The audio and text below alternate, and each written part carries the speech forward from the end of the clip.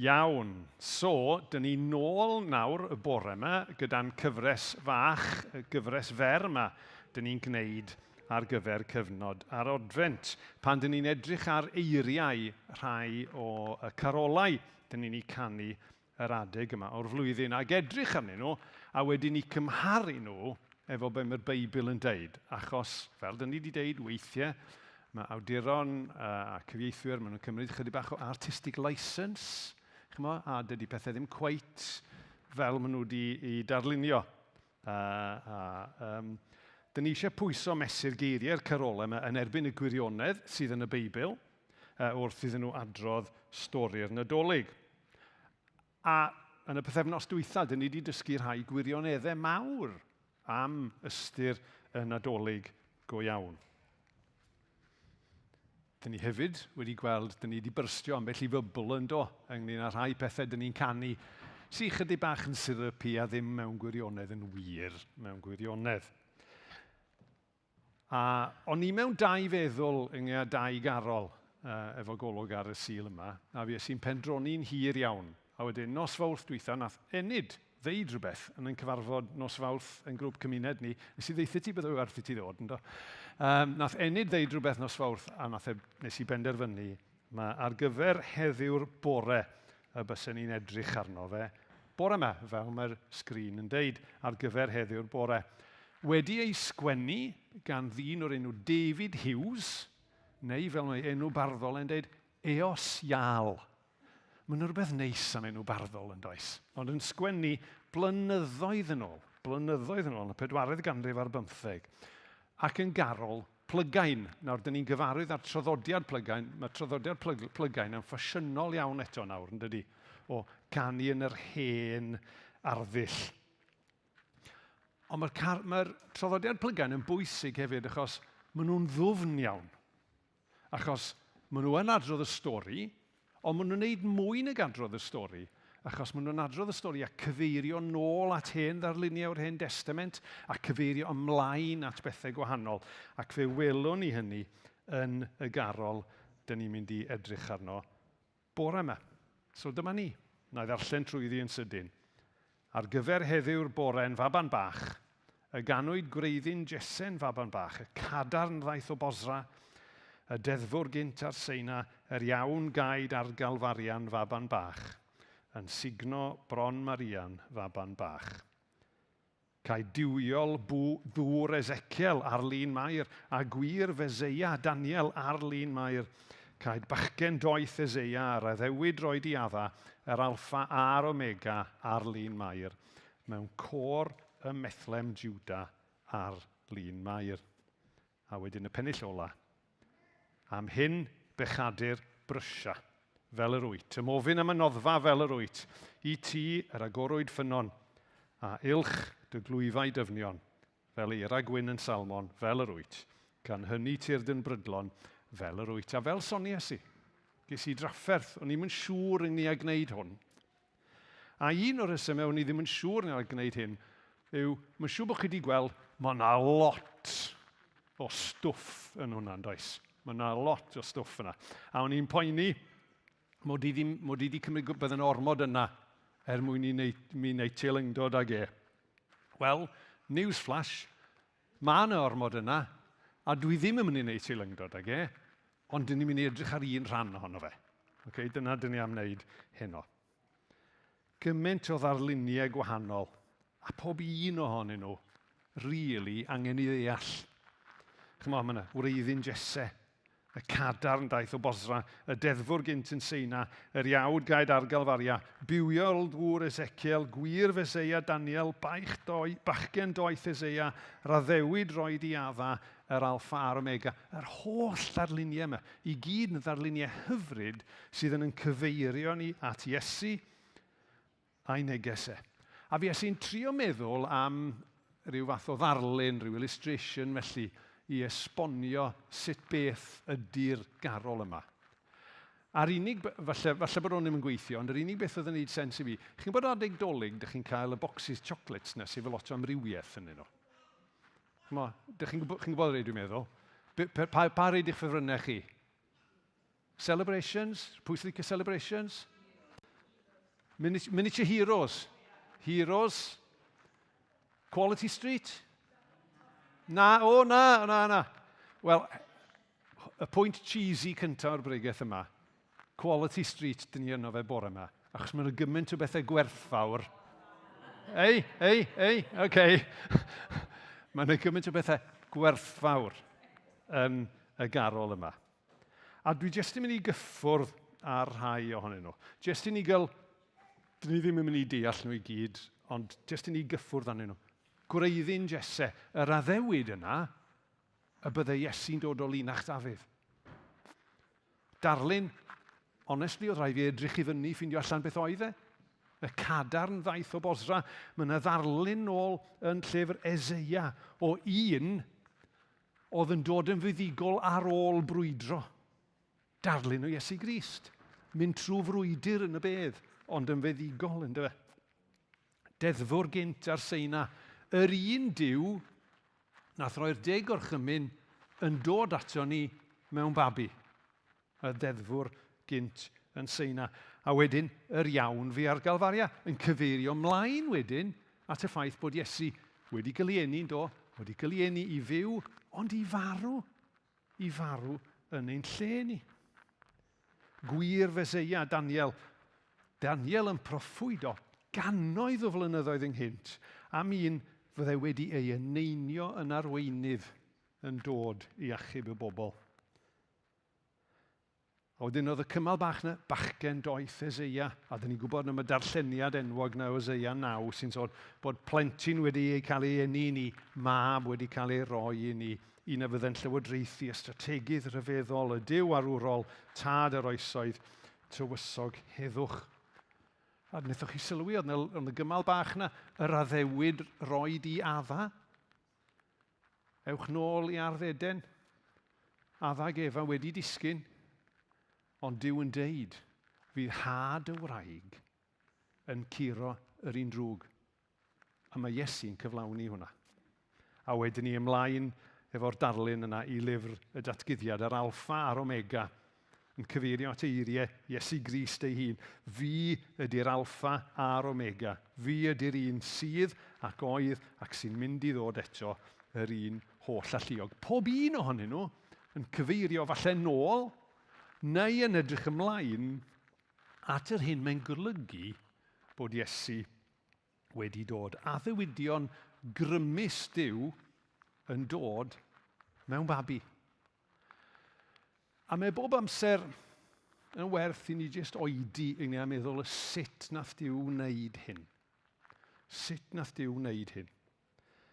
Achos weithiau, mae'r ffordd mae pethau'n cael ei gwneud yr un mor bwysig ac ydy beth sy'n cael ei wneud.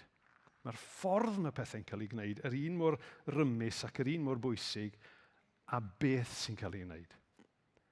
A mae'r ffordd y daeth Duw i'r byd yn bwysig yn hyn.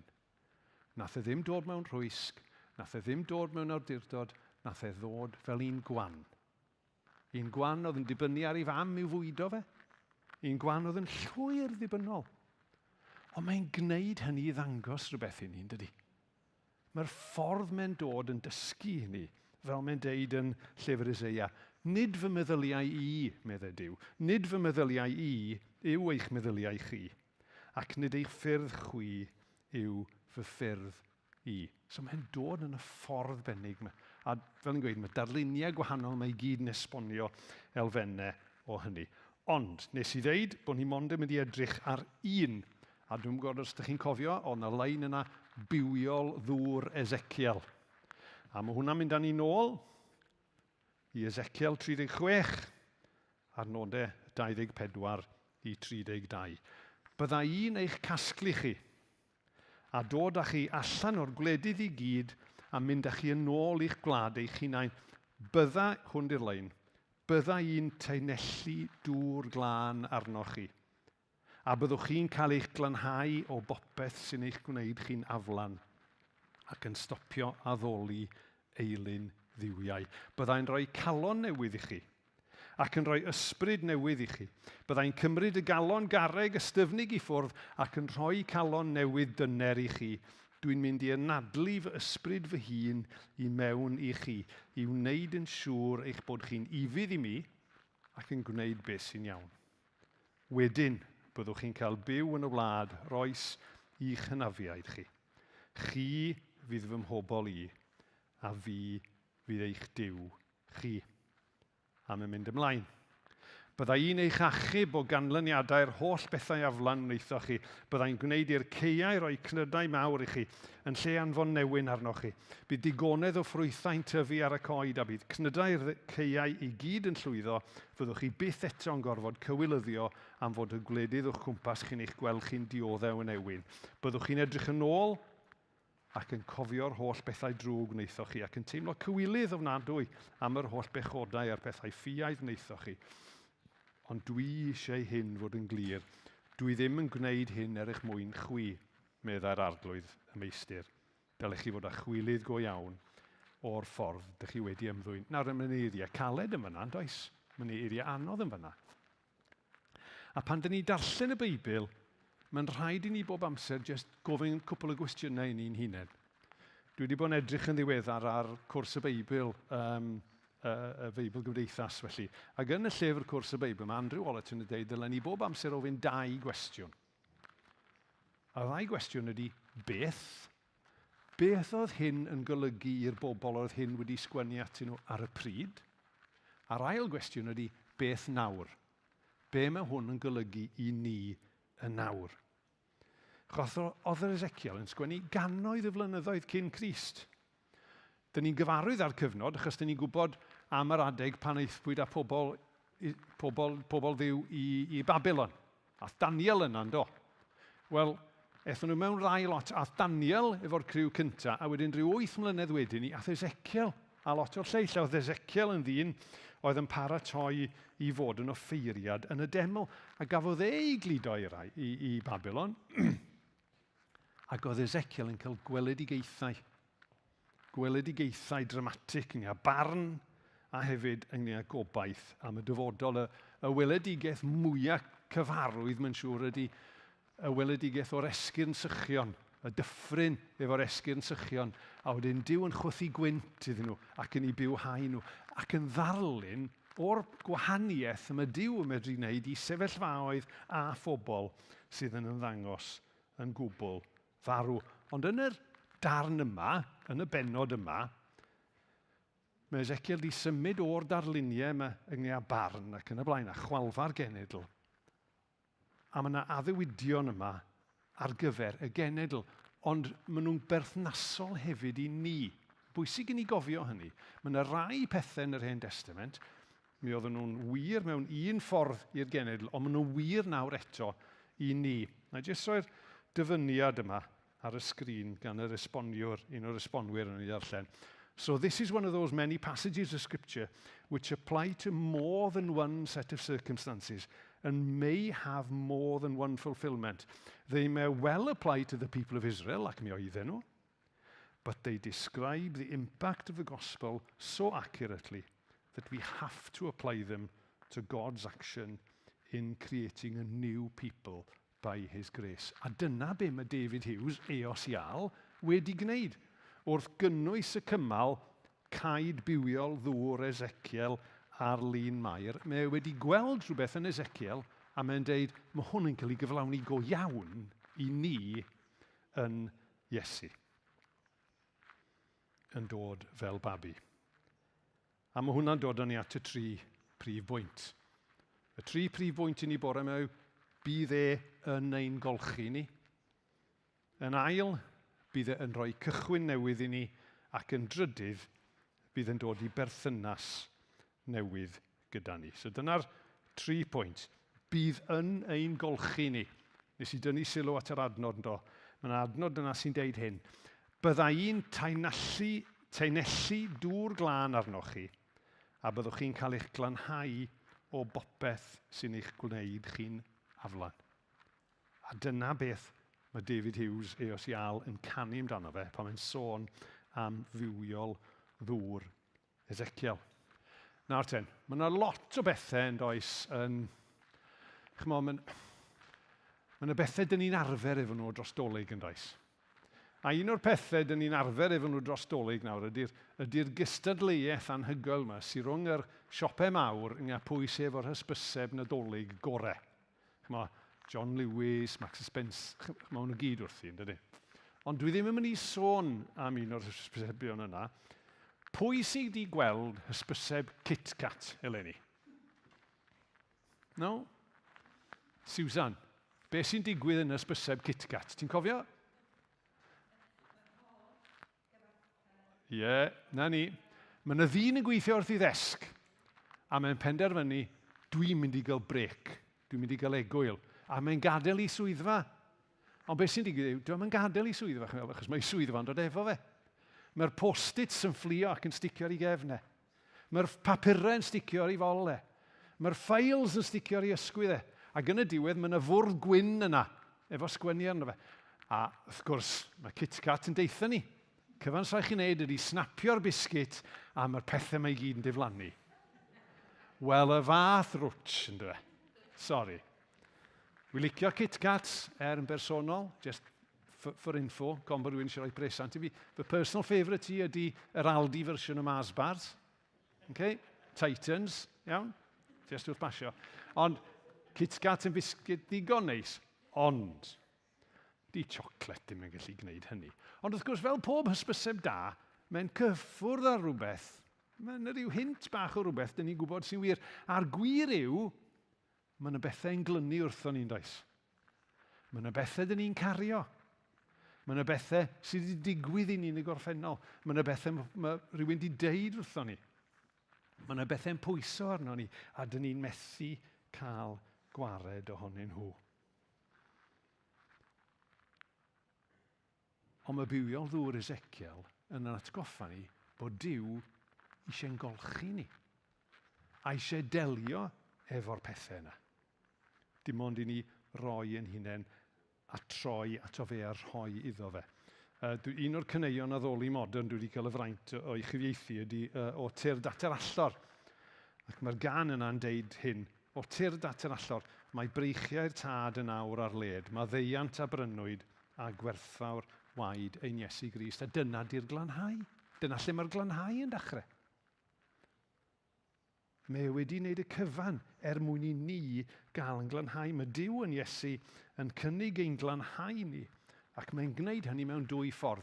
I ddechrau cychwyn mae di marw drosto ni, a pan dyn ni'n ymddiried yn Iesu, mae'n yn gweld ni ac yn derbyn ni yn lân. Mae Efesiaid 1:7 yn deud hyn. Cawson ni'n gollwng yn rhydd am fod marwolaeth ei fab ar y groes wedi gwneud maddeuant ein pechodau yn bosib.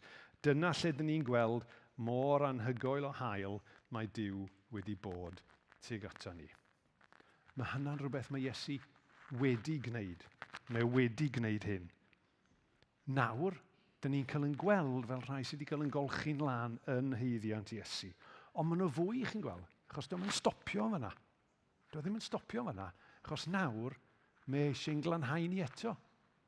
Mae eisiau'n helpu ni i ddelio efo'r pethau yna sydd wedi glynu wrtho ni. I ddelio efo'r pethau yna sy'n sticio arno ni. Byddai'n taenellu dŵr glân arnoch chi, a byddwch chi'n cael eich glanhau o bopeth sy'n eich gwneud chi yn aflan. Mae gynno fe waith i wneud yn eich bywyd chi, yn fy mywyd i'n golchi ni ymhellach, i barhau i weithio yno ni.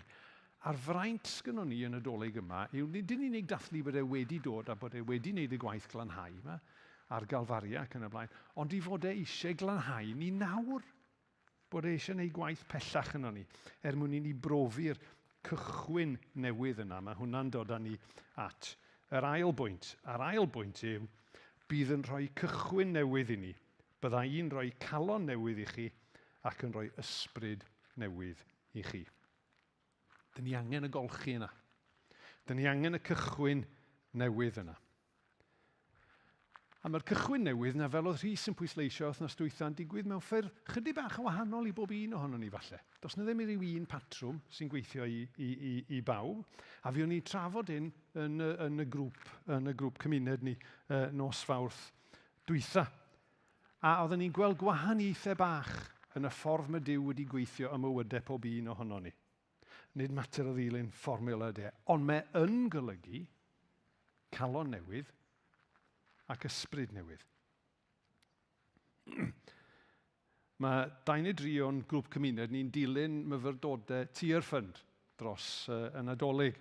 A fe rhannodd enid un dyfyniad wythnos diwetha. Ond ni'n gwybod yn ddyfyniad hyfryd achos yna'n cyfle i y newydd yma, y peth newydd yma sy'n medru digwydd yng nghalon rhywun pan mae Iesu yn gweithio arnyn nhw. A dyma'r geiriau rhannodd enid o'r myfyrdod yma. Dynes wedi mynd ar encil, dynes wedi bod yn dioddau trais domestig. A gymaint o frywiau, a gymaint o bethau'n pwyso arni. A dyma'i tystiolaeth i ar ddiwedd yr encil na. I came here very desperate with my heart wounded and filled with stones. During the retreat, I got strength and a new purpose for my life. I was able to remove all these stones and now my heart is light, free, healing. A dyma ddarlun o'r cychwyn newydd mae Iesu'n cynnig i ni. Newid yn y galon, ysgafnhau baich.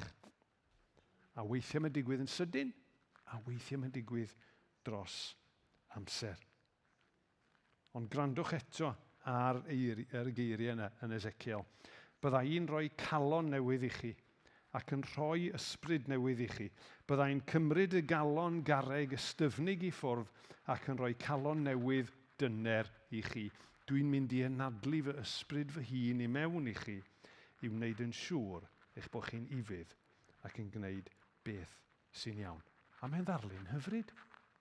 Mae'n ddarlun hyfryd yn arbennig os ydyn ni'n teimlo bod yn calon ni wedi caledu. A mae'n rhai pethau mewn bywyd maen nhw yn caledu ni. Ond mae'n cynnig i ni gael calonau tynnar ac mae'n dod ato ni yn ei ysbryd lan i anadlu arno ni. I'n bywhau ni, i wneud y cychwyn newydd yma, y galon newydd a'r ysbryd newydd yn beth real, i'n helpu ni i wneud beth sydd yn iawn ac i fod yn ifydd.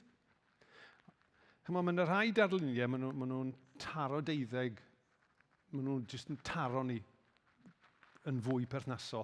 A mae rai fi gyfadde, nath y darlun yma fy nharo i, achos un o'r pethau dwi'n ddiolchgar iawn amdano o fy magwraeth i, oedd bod fi wedi dysgu dyma beth sy'n iawn a dyma beth sydd ddim.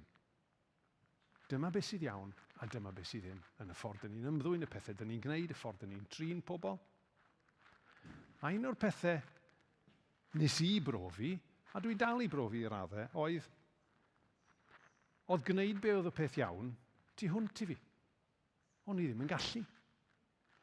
A mewn gwirionedd, dyna dyn ni gyd yn goffod dod iddo fe, dyn ni goffod sylweddoli bod yna rhai pethau dyn ni ddim yn gallu gwneud. Dyn ni ddim yn gallu bod yn ifydd fel sy'n ni'n dymuno bod. Ond mae e'n cynnig dod a rhoi calon newydd. Mae e'n cynnig dod a rhoi ysbryd newydd. Mae e'n cynnig dod a cynnig ei ysbryd lanau i ni.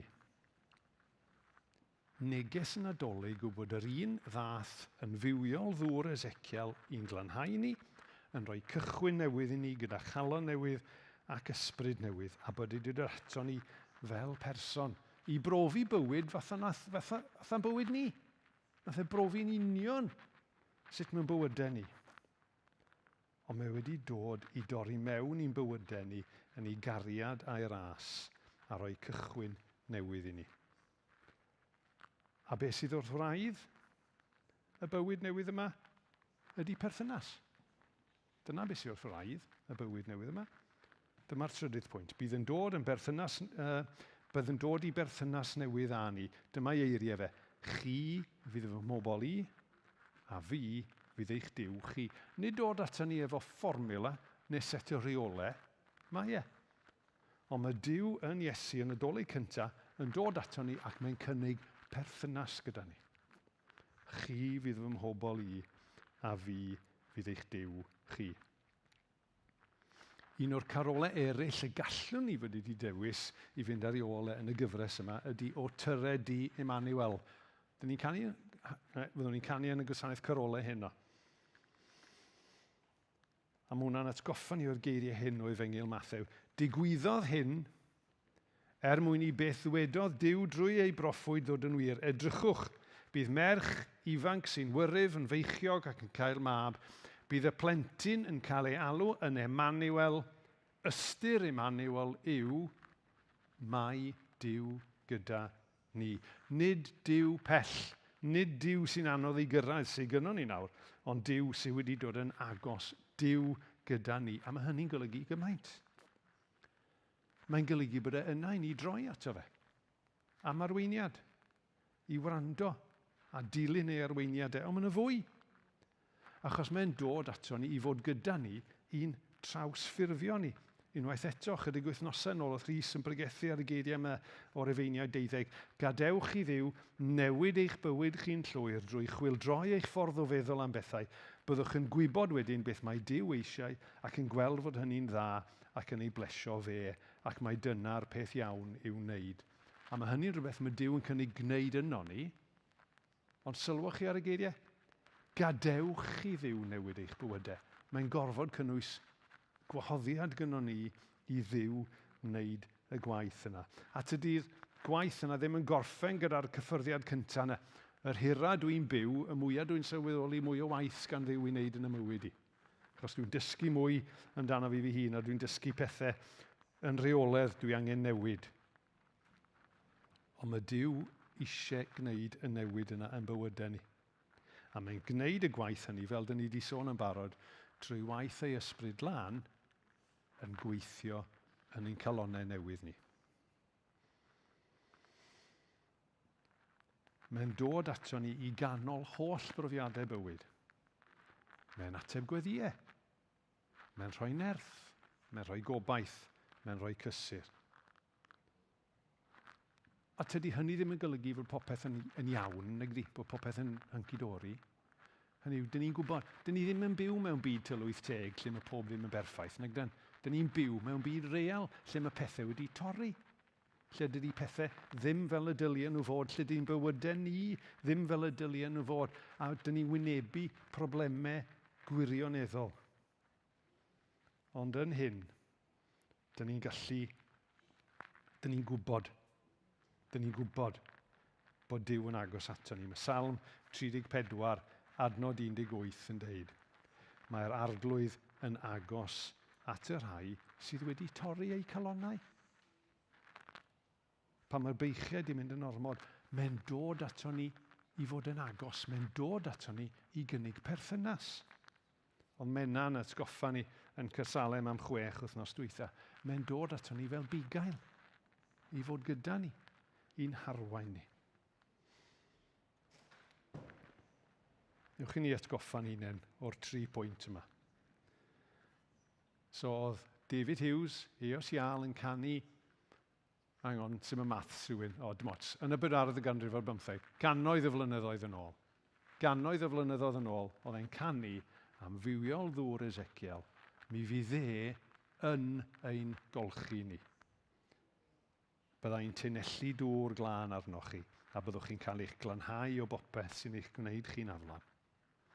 Ydyn ni heddiw angen ein glanhau gyda dŵr bywiol Eseciel. Ydyn ni angen wneud hynna am y tro cyntaf? Ydyn ni angen wneud am y canfed tro? Ond mae Iesu yma fel diwiol ddŵr Eseciel i wneud hynny. Yn ail, bydd yn rhoi cychwyn newydd i ni. Byddai'n rhoi calon newydd i chi ac yn rhoi ysbryd newydd i chi. Ydyn ni angen i Dduw adnewyddu ein calonau ni a'n llenwi ni a'i ysbryd, ac yn drydydd, bydd yn dod i berthynas newydd â ni. Chi fydd fy mhobol i, a fi fydd eich Duw chi. Ydyn ni'n angen profi'r berthynas yna gyda Iesu am y tro cyntaf? Ydyn ni angen profi'r berthynas yna Iesu am yr 20fed, yr hanner canfed tro neu beth bynnag, bod y peth yn dod yn real i ni? Os mae'n ateb ni i unrhyw un o'r cwestiynau yna ydy, ie, dwi angen hwnna. Dewch ni wrando ar anogaeth David Hughes, achos neswch chi glywed sut oedd yr emyn yn gorffen? Gan hynny tyrd yn brydlon. Dyna mae'r gan gorffen efo fe. Gan hynny tyrd yn brydlon. Pidwch ag oedi. Dyna be mae'n deitha ni. Pidwch â cloffi tyrd yn brydlon. Achos mae'r gwahoddiad yna, mae yna i'n derbyn ni. Peidiwch ag oedi tyrd yn brydlon. Nid wrth i ni gyrraedd rhyw safon, ond i ni ddod fel y gyryda ni at yr un sydd yn caru ni ac wedi marw drosto ni ac wedi dod i'r byd yma i'n hachub ni. Dewch i ni weddio. Arglwydd Dad. Dyn ni'n diolch i ti am dy fod ti wedi trefnu hwn i gyd.